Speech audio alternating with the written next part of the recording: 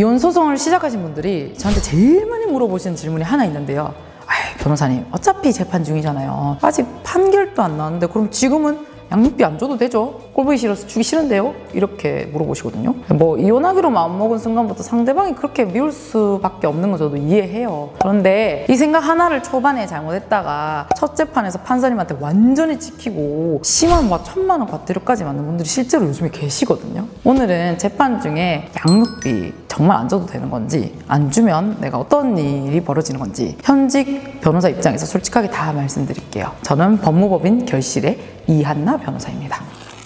결론부터 말씀드릴게요. 재판 중이라도 양육비는 줘야 합니다. 이걸 안 주는 순간 본인 사건이 통째로 불리해집니다. 보통 이혼 소송을 하시는 분들 이렇게 생각하세요. 양육비라는 게 결국 판사님이 어떤 판결을 내려야지 그때부터 주는 돈 아니야? 아직 판결 전이니까 안 줘도 아무 문제 없는 거 아니야? 근데 막상 법정에 들어가 보면 이야기가 완전히 달라지거든요. 첫 기일에 판사님이 제일 먼저 물어보시는 게 뭔지 아세요? 이혼할 건가요? 다음으로 물어보시는 게 양육비는 주고 계세요? 이겁니다. 다른 거 다 제쳐두고 이거부터 확인을 하신다니까요. 그만큼 판사님한테는 이게 첫 번째로 중요한 문제고 요즘에는 이런 문제가 많다는 거죠. 생각해보면 좀 당연하거든요. 부모가 이혼을 하든 말든 아이 입장에서는 죄가 없잖아요. 엄마 아빠가 싸우는 동안에도 아이는 밥도 먹고 학원도 가야 되고 집에서 생활해야 되니까요. 그래서 우리 법은 부모가 소득이 없어도 최소한의 양육비는 또 책임지라고 보고 있습니다. 이혼 소장 넣은 그 순간부터 한 푼도 안 보내고 있다. 이게 판사님 귀에 들어가면 솔직히 이게 좋게 보일 수가 없죠. 이 사람은 자기 감정 때문에 싸우는데 아이까지 외면하는 사람이구나, 이런 인상을 줘버리는 겁니다. 재판이라는 게 결국 판사님 마음을 얻어가는 과정인데 시작부터 마이너스를 깔고 들어가는 셈이거든요.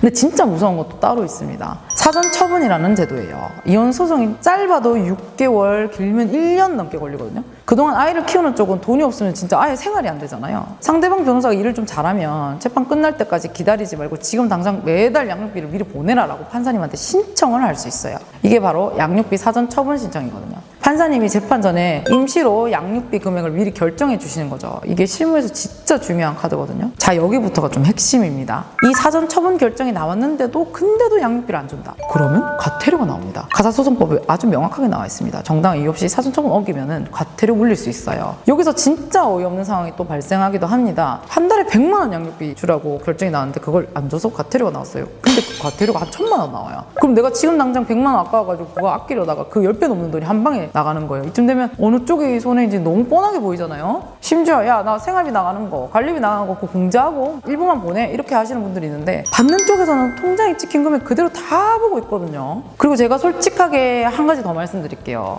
저 같은 이혼 전문 변호사한테 가장 중요한 덕목이 뭔지 아세요? 바로 고자질입니다. 좀 웃기게 들리시죠? 근데 진짜예요. 상대방이 양육비를 제때 안 줬다, 약속한 면접 교섭을 안 지켰다, 아이를 1년째 안 보여준다, 전화 한 번만 하게 해달라고 그렇게 빌었는데도 끝내 안 해줬다, 이런 것들을 제가 재판부에 세세하게 정말 하나하나 다 일러 바치거든요. 이게 사소해 보여도 쌓이고 쌓이면 재판부 마음이 한쪽으로 확 기울어집니다. 생각보다 여기서 분위기가 많이 갈리거든요. 그러니까 본인이 양육비를 안 주고 있으면 상대방 변호사한테 아주 좋은 먹잇감을 던져주는 셈인 거죠. 꼭 이런 분들 계실 텐데요. 아니, 나는 양육권 가질 생각도 없고 어차피 아이는 상대방이 키울 건데 그래도 양육비 줘야 되나요? 네, 줘야 합니다. 양육권을 주장하느냐 안 하느냐는 양육비랑 완전히 별개거든요. 양육권을 포기한다고 해서 양육비 의무까지 같이 사라지는 게 절대 아닙니다. 이걸 헷갈려 하시는 분들이 의외로 많거든요. 그리고 양육비에 대해서 오해하시는 분들이 진짜 많아서 이건 꼭 짚고 갈게요. 내가 우리의 학원을 한 5개 보내면 그 학원비 상대방한테 그대로 다 청구할 수 있겠지, 이렇게 생각하시는 분들 계세요. 근데 또 그렇지는 않습니다. 양육비를 내가 실제로 쓴 돈을 영수증 모아가지고 실비로 받아내는 그런 개념은 아니거든요. 서울가정법원에서 양육비 산정 기준표라는 게 있어요. 부모 두 사람의 합산 소득이랑 아이 현재 나이, 이 두 가지로 표준 양육비가 딱 정해집니다. 거기서 각자 소득 비율대로 나눠서 부담을 하는 구조거든요. 그래서 내가 평소에 사교육을 아무리 많이 시켰어도 그걸 고지고대로 다 비용이 인정되는 건 아니라는 거죠. 이걸 모르고 무리하게 청구하시다가 뭐야 이거밖에 인정 안 돼? 이렇게 김이 새는 분들이 정말 많습니다. 자, 여기까지 들으시면 이런 생각도 드실 텐데요. 그럼 재판 동안 내 생활은 어떻게 버티지? 맞아요. 제가 상담하면서 제일 안타까운 케이스가 뭐냐 하면 이혼은 진짜 꼭 해야 되고 상대방은 같이 살지 못하겠는데 막상 소송 들어가니까 상대방이 생활비 카드를 탁 끊어버리는 겁니다. 어제까지 멀쩡하게 쓰던 카드가 갑자기 다음날 아침에 결제가 막혀버리는 거죠. 법원에서 인정해주는 양육비만으로는 예전 생활 수준을 도저히 못 맞추는 겁니다. 그래서 이걸 감당 못하고 소송 자체를 포기하시는 분들도 실제로 계세요. 이혼을 결심하셨다면 변호사 선임 비용만 딱 준비하실 게 아니고 소송 기간 동안 생활비를 좀 가지고 버틸 힘을 같이 준비하셔야 된다는 겁니다.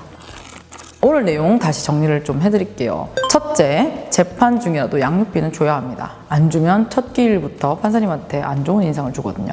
둘째, 사전처분 결정이 나왔는데도 양육비를 계속 안 주면 1,000만 원 이하의 과태료를 맞을 수 있고 요즘 실제로 때립니다. 그리고 셋째, 양육권을 포기해도 양육비 지급 의무는 따로 남아요. 오히려 양육을 하지 않기 때문에 줘야 되는 돈입니다. 넷째, 양육비는 내가 쓴 돈을 그대로 실비로 받아내는 게 아니라 정해진 기준표대로 산정된다는 거. 결국 이혼 소송에서 제일 중요한 건 감정대로 움직이지 않는 겁니다. 미운 마음에 내가 상대방한테 양육비를 다 끊었다가 본인만 더 크게 당할 수 있거든요. 아이한테 들어가는 돈만큼은 끝까지 챙기시는 게 길게 보면 본인한테도 가장 유리한 길입니다. 비슷한 상황으로 고민하고 계시다면 혼자 끙끙대지 마시고 꼭 전문가랑 상의하세요. 궁금한 점이나 다뤄줬으면 하는 주제가 있으시다면 댓글로 꼭 남겨주시고요. 구독과 알림 설정도 부탁드립니다. 지금까지 법무법인 결실의 이한나 변호사였습니다. 감사합니다.